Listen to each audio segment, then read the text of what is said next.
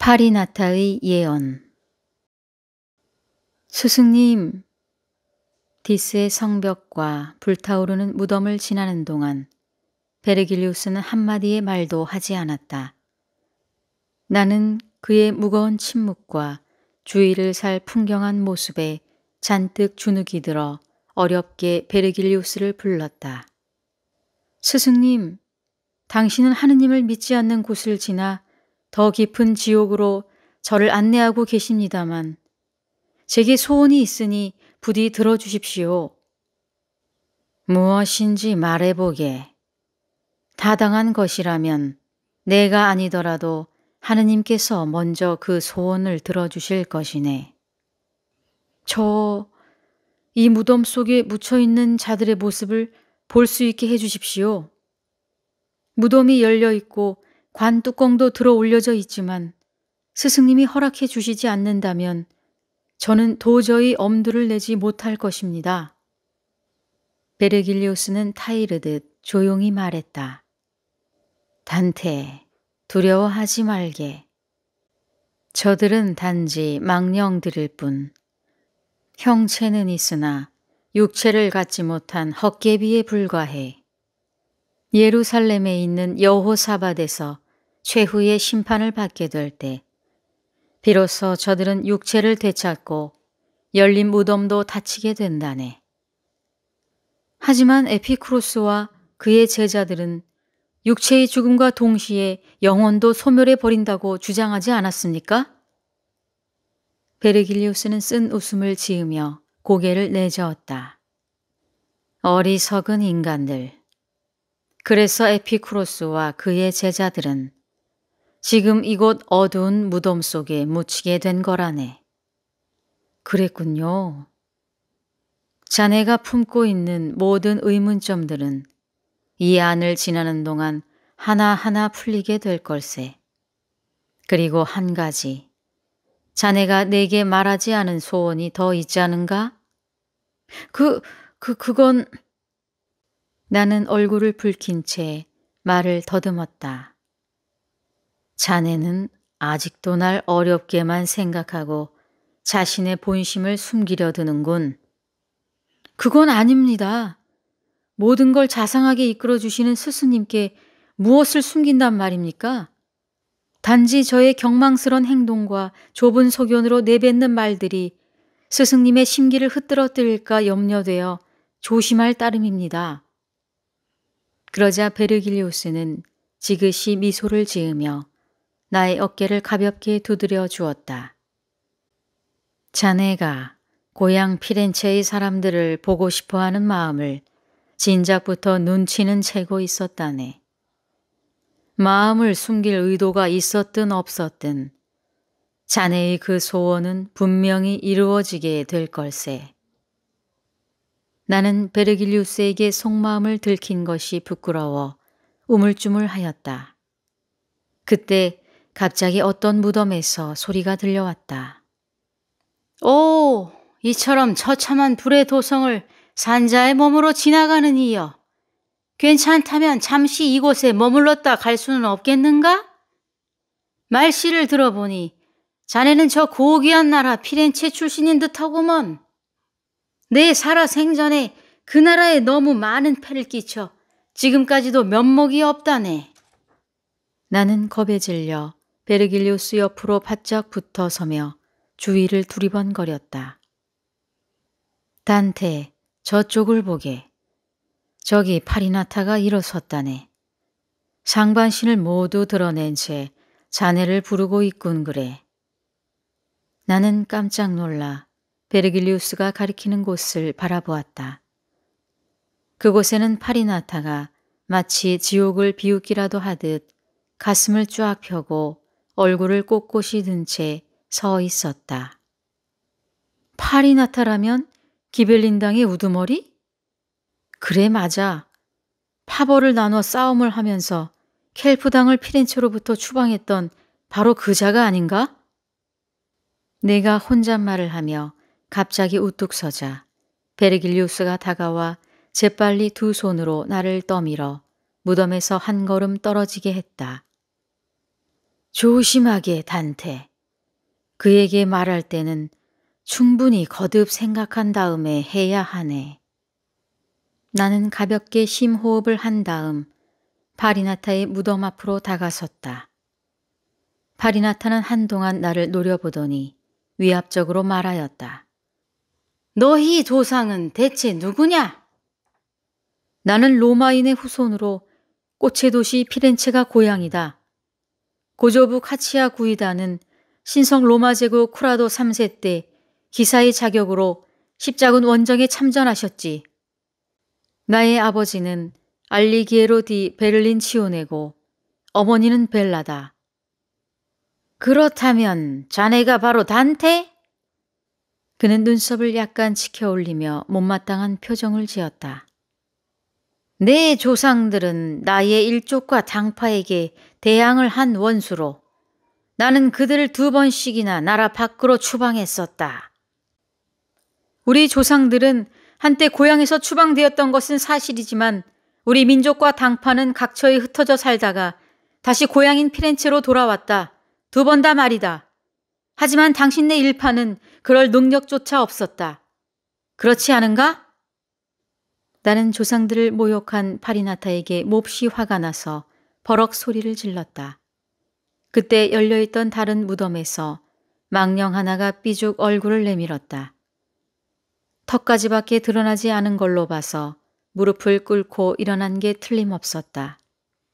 자세히 보니 그 망령은 나의 친구인 구이도 카발칸티의 부친이었다. 카발칸티의 부친은 내 주위를 슬쩍 둘러보면서 혹시 주위에 누가 더 없는지를 살폈다. 그리고는 베르길루스와 나밖에 없는 것을 보고 곧 울먹이는 목소리로 말했다. 이 지옥에까지 자유롭게 온 걸 보니 자네는 대단한 능력을 가졌나 보군. 그런데 내 아들은 대체 어디 있나? 왜 자네 곁에 없는 거지? 그의 물음에 갑작스럽게 미안한 생각이 든 나는 안절부절 못하다가 가까스로 변명을 시작했다. 제 능력이 아무리 대단하다고 해도 이렇게 험한 지옥을 어찌 혼자서 활보할 수 있겠습니까? 저는 제 힘으로 이곳까지 온 것이 아니라 여기 계신 위대한 시인의 안내를 받은 것입니다. 만일 이분께서 인도해 주시지 않았다면 저는 지금껏 어둠 속을 헤매고 있었을 것입니다. 그런데 내 아들 구이도 카발칸티는 왜 자네와 같이 오지 못한 건가? 당신의 아들 구이도 카발칸티는 평소에 나의 스승이자 안내자인 위대한 시인 베르길리우스님을 존경하지 않았습니다. 존경은커녕 오히려 대수롭지 않은 인물로 평가하곤 했습니다. 그러자 갑자기 구이도 카발칸티의 부친이 자리에서 벌떡 일어나며 큰 소리로 외쳤다. 자네 지금 뭐라고 했는가? 자네의 말투를 들어보니 불길한 느낌이 드는군. 나는 말없이 고개를 끄덕였다. 그럼 진정 내 아들이 죽었단 말인가? 내 아들의 눈에 더 이상 찬란한 햇빛이 깃들지 않는다고? 오, 이럴 수가. 내가 뭐라 말할 틈도 없이 망령은 그만 뒤로 벌렁 넘어지더니 2번 다시 그 모습을 드러내지 않았다. 구이도 카발칸티는 한때 나의 절친했던 친구로 시인이자 철학자였다. 그는 이 명예로운 여행을 함께할 수 있는 유일한 사람이었으나 뜻밖에도 우리는 서로가 지향하는 바가 다름을 뒤늦게 깨닫게 되었다. 결국 그와 나는 서로 다른 길을 걷게 되었는데 나는 운 좋게도 베르길리우스의 도움을 받게 된 것이다. 그러나 구이도 카발칸티의 부친은 내 말을 자신의 아들이 이미 죽었고 천국에 들어가지 못했다는 걸로 잘못 받아들인 것이다. 그래서 끝까지 대답을 듣지도 않고 스스로 고뇌의 늪으로 빠져들어가 다시는 나타나지 않았다. 그러나 나에게 잠시 머물기를 청했던 파라나타는 얼굴색 하나 변하지 않고 몸을 떡 버티고 선 채 조금도 움직이지 않았다. 이미 그의 당파는 몰락하여 뿔뿔이 흩어진 상태였으나 파리나타는 당파의 우두머리답게 기계를 잃지 않고 서 있었다. 파리나타는 앞서 하던 말을 계속하였다. 만약 내 당파의 사람들이 다시 토스카로 돌아갈 능력을 갖지 못했다면 그것은 지금 내가 이 지옥의 밑바닥에서 고통받은 것보다도 더 괴로운 일이다. 그러나 이곳 지옥을 다스리는 여왕 페르세포네의 얼굴에 50번 불이 켜지기 전에 너 또한 그 능력이라는 게 얼마나 보잘것없는 것인지 아마 뼈저리게 느끼게 될 것이다. 지금 내게 저주를 퍼붓는 것인가? 나는 사실만을 말할 뿐이다. 그것은 앞으로 50개월이 지나기 전에 내 당파가 세력을 잃고 피렌체에서 추방될 것이며 결국 너는 영원히 고향으로 되돌아갈 희망을 잃게 된다는 뜻이다. 나는 그의 말을 듣고 잠시 충격으로 받았으나 곧 정신을 차리고 베르길리우스를 바라보며 다그쳤다. 저자의 말이 사실입니까, 스승님? 그러자 베르길리우스는 대답을 하지 않고 슬픈 눈빛으로 먼 하늘만 바라보더니 한 걸음 물러섰다. 아, 모든 게 사실인가 보군요. 내 입에서 깊은 한숨이 저절로 새어나왔다. 단테! 파리나타가 나를 부르며 미간을 찌푸렸다. 나에게 말해다오. 왜 피렌체 사람들은 내 일족 친지에게 그토록 가혹한 벌을 주었는지. 고향에서 추방된 것도 억울한데 만일 고향에 발을 들여놓는 날이면 사형을 시키겠다고 한다니. 당신도 기억하고 있을 것이다. 아르비아 강을 붉게 물들게 한 그 학살과 포갑을.